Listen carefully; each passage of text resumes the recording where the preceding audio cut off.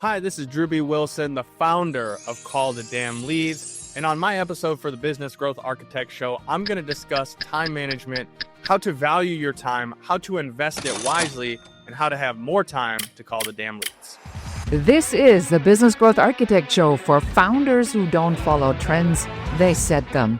For entrepreneurs who aren't here to fix the past, but to build the future they actually want to live in.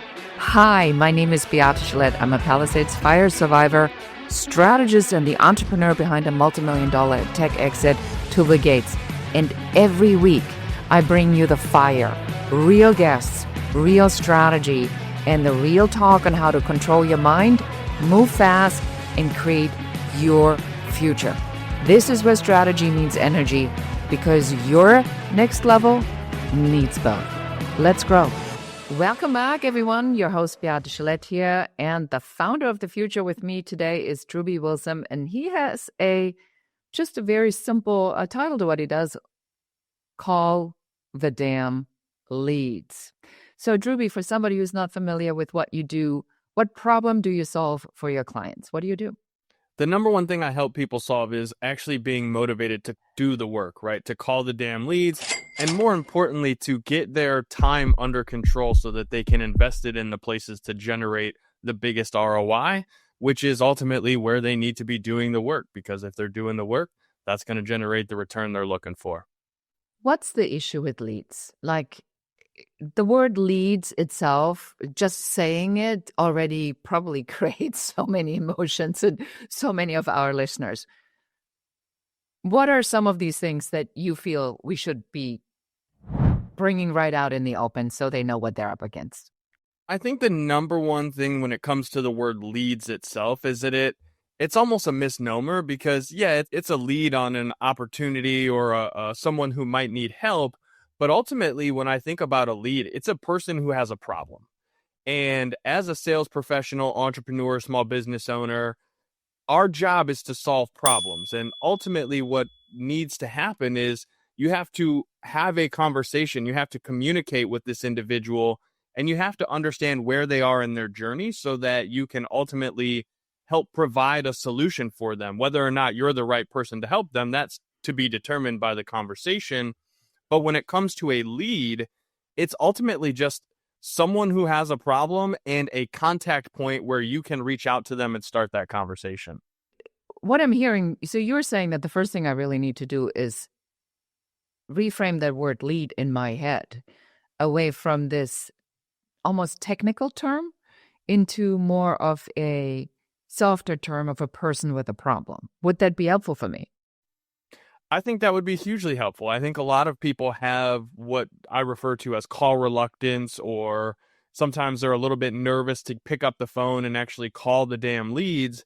And it's ultimately because as a sales professional, a lot of times you're coming into the conversation from the point of, I've got to sell this person something because I've got to make money because I've got bills to pay. So there's all these internal biases that you're going through. But ultimately, people want to work with people. And the best way that you can get someone to be interested in what you have to say is be interested in what they have going on. And I think reframing it around the idea of service instead of sales, it's a much easier way to go into that relationship or conversation. Because if my job is just to show up and to serve and to understand where you are, to have empathy for your current situation, and then just be 100% confident that my product or service can solve the problem that you're facing, then in my opinion, it makes it a lot easier to start that relationship, because it's not about, I've got to win, I've got to sell this person something. It's, hey, how am I going to show up and serve this person so that at the end of this conversation, they walk away feeling as though they've genuinely gained something of value in their life. You had said earlier that one of the things that you help people with is time management. So I think that we need to look at this from several different angles. So there is the word lead, which causes an immediate negative reaction for, let's say, 80% of the people, because that requires already, I need to find leads. That sounds like something I probably don't want to do. And then there is the subconscious behavior pattern that we have to not wanting to do things that we don't want to do. So let's say I'm able to now use your advice and reframe this in my head and say, I am in service. I want to attract people to me in the resonance model we talk about on the show all the time, in alignment with bringing the people to me that I can actually help. But how do I get myself over my own behavior pattern that I've honed for all these years to avoid this thing that makes me uncomfortable? Ooh, so there's a couple layers to this question, because first and foremost, the mindset side of it of, hey, I have to go do this thing is kind of a bad way to look at it. You get to do this. You're blessed with an opportunity to get to help people with your product or service. And I'd say 9 out of 10 people that I speak to, they are genuinely passionate about what they do, whether it's in real estate or in marketing or whatever the thing is that they're selling. They genuinely like what they do. And so it's the reframe of, you get the opportunity to go and help people on a daily basis. I think that's number one, because when you have to do something, there's always going to be resistance. No matter who you are, where you're from, like if you have to do something, there's kind of a negative connotation to it. Whereas when you get the opportunity, it's really a blessing, right? We get the opportunity to create this content, to be on the show, to share this message. So that's the first side of it. The other side of it is really starting to understand why you do the thing that you do and why you love helping people. Because I believe that service is a very selfish thing, in that when we are serving others, when we're helping them, we're gaining on that. That's something where you're going to get fulfillment. Maybe you're going to get paid. Maybe you're going to get some sort of internal validation for yourself where you feel good because you genuinely got to do the thing that you like to do. And so I think it's really leaning in on the understanding of, you get to do it, and it's a blessing that you get to show up and help people. So why would you not want to actually go do the thing that you're blessed with the ability to do? And I think that's a hard thing for people to remember, because there's a lot of external variables, right? You have bills and you have all the stuff going on in the world around you that plays into your mindset and your frame of things. But ultimately, the perspective of, I've got an opportunity to show up and do the thing that I love most. To me, I really like to lean in and help people see that, because if you know that your time is valuable, it is the most valuable thing that you have on this planet. You can't buy it. You can't win it in a poker tournament. You don't get a box full of extra time on Christmas morning. It's literally the one thing that you have that you can give to the world around you that you cannot get back. When you lean in on understanding the value of your time, it makes it a little easier to really start focusing on where you want to spend it. And ultimately, we all have responsibilities on this earth. Some of us have kids, spouses, we have businesses that we're building. So we have a responsibility to invest that time very wisely in order to create the most success that we can for those different areas. And what's interesting is that success is a perspective. My version, Beate, is different than your version. So I really like to lean in on the value of time and where you're spending it, because that's really going to dictate what the future that you create for yourself is. There's like so much in this that you've touched on that I think I want to unpack a little bit more. So number one, to say that what our parents taught us is valuable may not be valuable for us now. How does this affect my ability to make calls? So I think when it comes to the ability to make calls now, the example that we're shown by our parents ultimately is kind of the habits that we fall into. If you had a parent that was very hardworking and always willing to go and put in the effort to do whatever was necessary, that's an example of work ethic. I had a mom that was very much, she showed up, worked 3 jobs, did whatever she had to do. So to me, I've always just been like, hey, if my mom could go and work 3 jobs, work 3rd shift, still take us to school, still manage to get a degree, like there's zero reason why I can't pick up the phone and make these calls. Yeah, see, for me, it's completely different. So my mother told me that bragging or telling other people how good I was at something was bad, that I needed to be well-behaved and here it is, the work speak for itself. Well, and I had some step parents that would say children should be seen and not heard.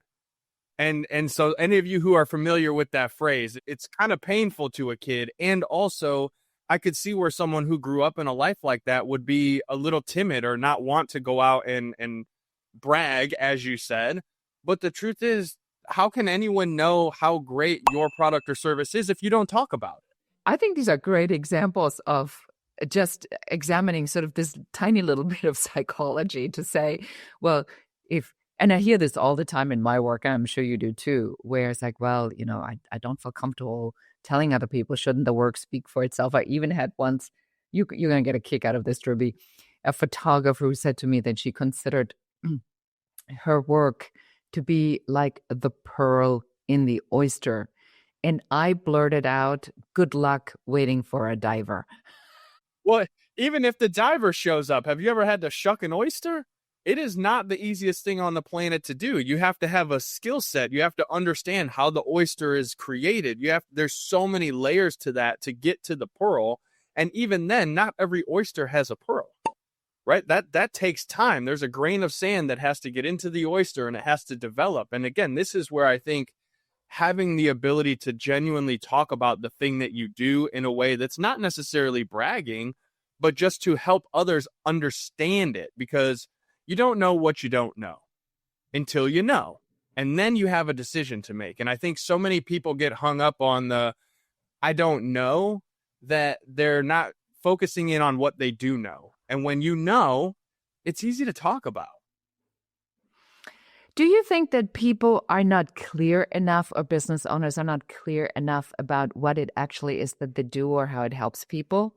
And that's why they're having a hard time talking about it. I mean, I see this in my work all the time, where there's a lack of clarity on what it actually is that they're doing. And so it becomes this like wishy-washy 5-minute painful pitch. I think there's a couple parts to this. So if you've ever met someone who's just gotten into sales, like selling a new product or service, they're so oblivious to everything that it's easy for them to just, because there's so much excitement.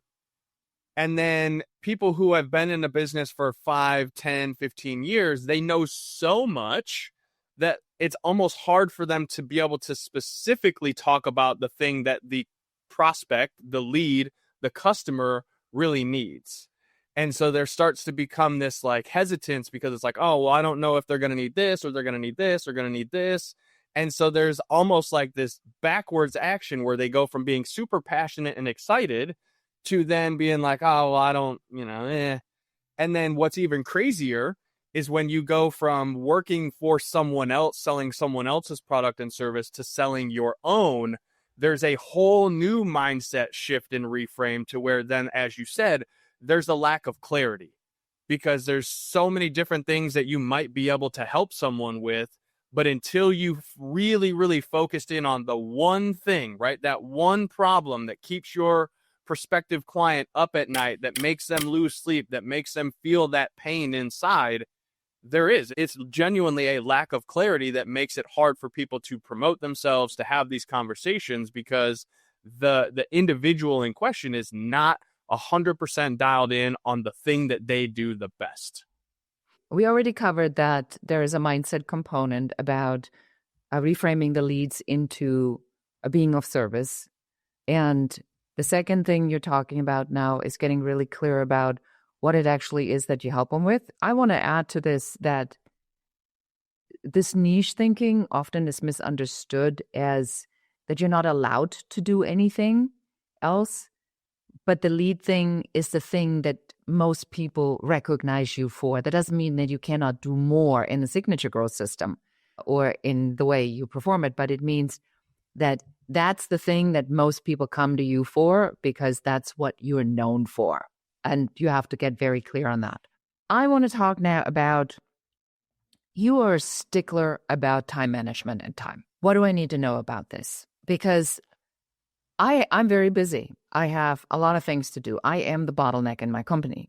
So I need to make the sales calls. I need to also do the work. I also need to make sure that the stuff goes on the website, that the outreach is done, that the emails are being written, that the funnels are being built. What are you going to tell me? So in this situation, you have to start with, what is your time actually worth? Because we all know that money is a tool that we use to create the life that we want to live around us. You cannot not create life without money. It's just one of those things we all have to accept. And so we recognize that time does have an actual value in exchange for what we give. Now, you have to think about the time that you're spending. Is it actually generating a return on the investment? Because we can all make more money, but we cannot make more time. And so this to me is like the number one thing that people have to get clarity on, because a lot of times we haven't thought about it. Like, when was the last time you thought about what is an hour of your time actually worth? If I want to make more money, I have two choices. I can either work more, or I can increase the value of the thing that I bring to the time that I share with other people, my skills, my mindset, my spirituality, all the things that I can bring to a person that are valuable to them. And hopefully I'm explaining this well, because I know it gets a little convoluted, but like, your time is a very, very valuable thing. And if you want people to value it more, you have to work on yourself, listening to a show like this, development, reading, all the different pieces that go along with it. But that's the only way to make more, is either work more or increase your skill set. And so I think getting clear on what your time is worth is a big part of it, because there are some things that are priceless. Some things you cannot pay me enough money to take me away from, my spouse, my son. There are certain levels to what I know I have to do and have to get out of an hour of my day in order to feel fulfilled and whole. Mm-hmm. Yeah, like I would not. Nobody touches my FaceTimes with my granddaughter. I mean, that's just a given, right? Because that is the most joyful thing that I experience in my life. So many reasons. So what I'm hearing you say, again, number one, there is a value I have to put to my own time. And then there is a value that I have to put to the things that are important to me. So now I'm thinking we're getting into a mathematical calculation, if you really want to know. So now you're telling me that I really need to be more diligent about looking at almost like every hour and saying, what's the value? But that doesn't mean that I cannot have downtime, right? If I value my meditation or my downtime or my free time, which I need for my brain to take a breath, tell me how to maneuver all of this in, because this is a mathematical calculation. Just looking at you, I know it's a mathematical calculation. You can read my mind because you know where I'm going. So, yes, exactly. It is the way that I developed what I called the 4 6s strategy. And so essentially when I got into personal development and entrepreneurship, I went all in. I went from making $24,000 a year to my first 6-figure year. I like went all crazy about it.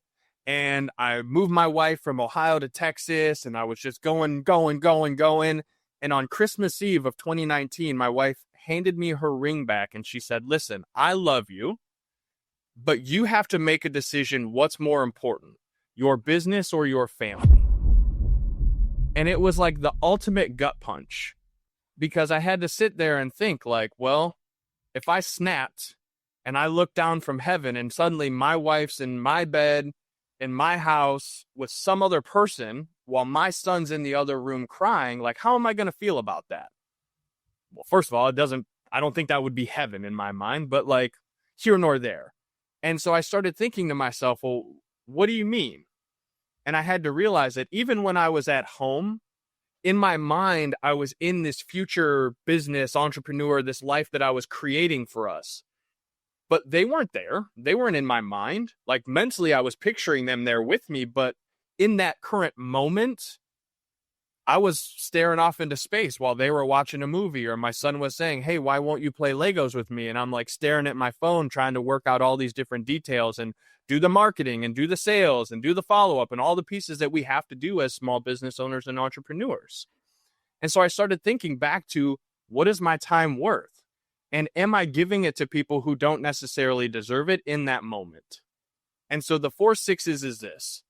There's 24 hours in a day. No matter how you slice it up, unless you're some crazy flat earther or some crazy, whatever. Like, again, like the large majority of us will agree there's 24 hours. 24 hours, yes. Mm-hmm. And to me, there's really 4 areas of life that are super important. And you could pick these apart however you want, but sleep is number one. And what you see a lot of times is that people will put themselves at the bottom of the list of important things. That's why they get out of shape. That's why they burn out. That's why they're unhappy, unfulfilled. And the thing that they said brings them the most joy to do, suddenly they hate to do it, which is why they don't want to pick up the phone and call the damn leads. But what's interesting is if you've ever gone on a flight to anywhere, the first thing they tell you in the safety briefing is put your own oxygen mask on first, or you become a burden to everyone who's around you. Because if you can't breathe and you pass out, they have to take care of you. So how is it that small business owners, entrepreneurs, professionals will say, hey, I'm doing all of this for my family and for this legacy, but they're not taking care of themselves? And that to me was a big awareness of like, okay, well, hold on a second. If there's 24 hours in a day and there's 4 areas of life to me that are really important, how am I going to slice those up to create balance? And I know that's a whole taboo subject in and of itself. You know, you have grind culture and all these people out there that say, you just got to work more. You got to do more. Okay, fine. And also, what if the things that we're doing are being done with intention?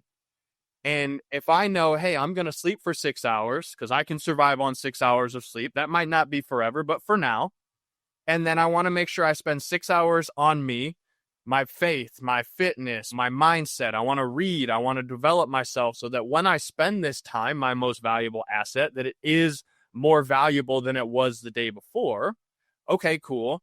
Well, I know I need to spend time with my family because they're very important to me and I've almost lost them once. I certainly don't want to go through that again. Yeah, I can only imagine what a pleasant experience that was.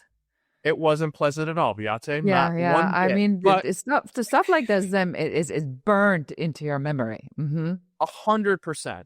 And so I started looking at it. I was like, all right, well, if I know I've got 24 hours every day to invest, God willing that I wake up today and I've got an Well, opportunity in front of me, how am I going to stack that time in a way that gets the best return for its investment?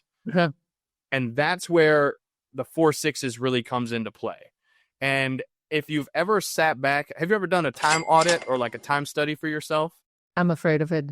Should be, because you should be, because it is going to open you up to realizing there's a lot of things that you're doing in your life right now that are not the best use of your time.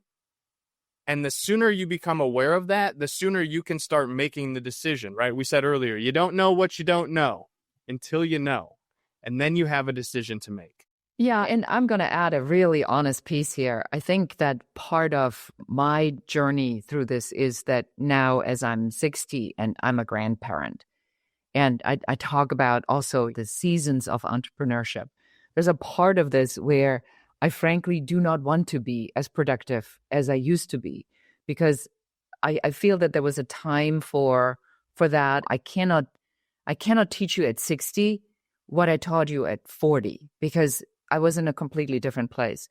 So I also think there's an honesty, but that doesn't mean that the time audit wouldn't be appropriate, because I could, and should probably put in this time audit then, well, if that's what you truly believe in, then what's that going to look like in real time? So do you need doodle time? Do you need 2 extra hours a day where you just give yourself permission to be whatever the wise guy? Then do that, but make it deliberate. That's what I'm hearing you say. Am I hearing this right? You are. And what's interesting is that when you start explaining this to people, they're like, well, if everything in my life is on a calendar, that's not really freedom, right? Because everybody wants freedom. But here's the thing, is you're the one who's in charge of what goes on that calendar and what you spend your time on. The issue is getting actual honest and accountability with yourself to say, hey, instead of scrolling TikTok or Instagram for 45 minutes, I probably could have gone and worked on that book that I keep telling the world that I'm going to write. Or, hey, I could have picked up my phone and called my family that I care about and spoke. I could have done more FaceTime with my granddaughter if I'd have been more intentional with the other time that I spent. What I really love about this and getting that raw honesty is that you know there are things in your life that you still want to accomplish in the years that you have left. And the only way that those things get accomplished is that if you actually get intentional about doing the work that's required to get them. And the only time that you have is the time that you're blessed with, because we don't know. Like, we could end this podcast and we could walk out the door and get hit by a bus. And so if we're going to get the things that we want, the only way to do so is to actually do the work and invest the time that it takes to do that work. Because a lot of the things that happen, that imposter syndrome, the procrastination, it's all from somebody being like, well, I kind of want it, but I'm not willing to sacrifice this other thing that I've got going right now, because they don't realize that the small sacrifices, giving up that 10 minutes of just messing around and being intentional with it, is what gives you the time to have 2 hours of doodle time, if that's what genuinely creates opportunity in your life. If creating a podcast like this is something that you know can leave a message for your granddaughter 10, 15, 20 years from now, you're going to be more intentional about making the time to do it, because you start to recognize the value long-term versus the short-term gains.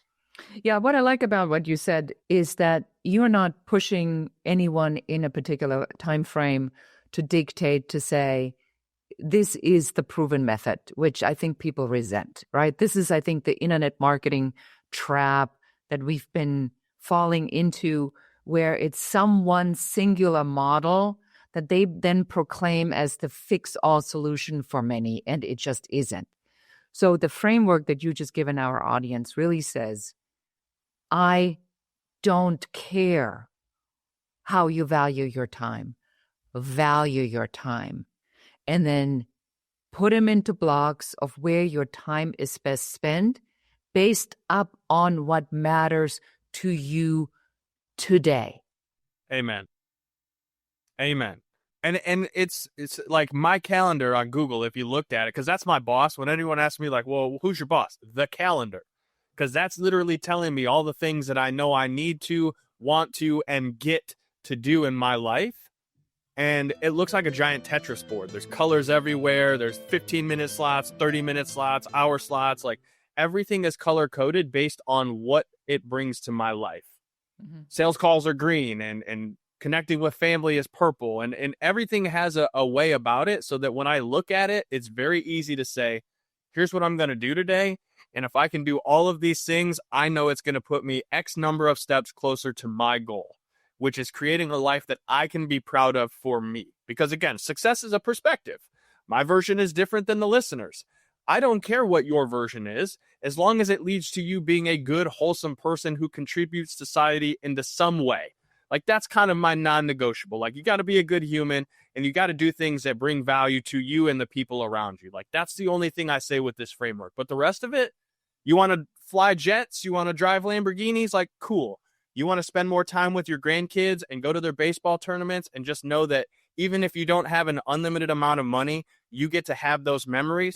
I love that, and I support that too, because I'm not here to tell you how to live your life. I'm simply here to share what's helped me live the life that I'm proud of. And if it can help you, then by golly, why wouldn't I want to share that with you? I love that so much. So if somebody now listens to the show and says, I got to call the damn leads, where are we going to send them?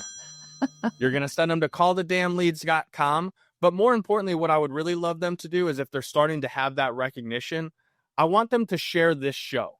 Like, grab the podcast link, take a screenshot, whatever, share it on social media, send it to someone that you know and love that could get value out of it. Because that, to me, is the true meaning of doing this.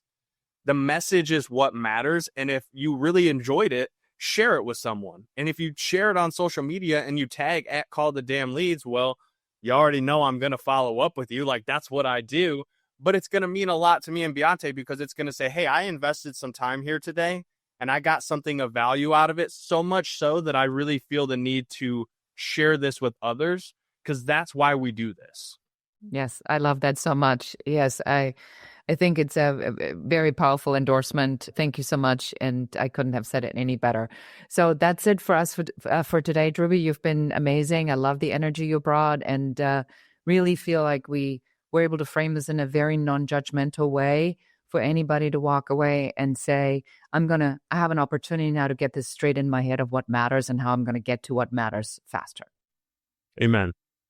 All right. And that's it for us for today. Thank you so much for listening or watching this episode of the Business Growth Architect Show. And until next time. That's it for this episode of the Business Growth Architect Show, Founders of the Future. If you're done playing small and ready to build the future on your terms, subscribe, share, and help us reach more trailblazers like you. And if you're serious about creating, growing, and scaling a business that's aligned with who you are, schedule your Uncovery session at uncoverysession.com. Lead with vision. Move with purpose. Create your future.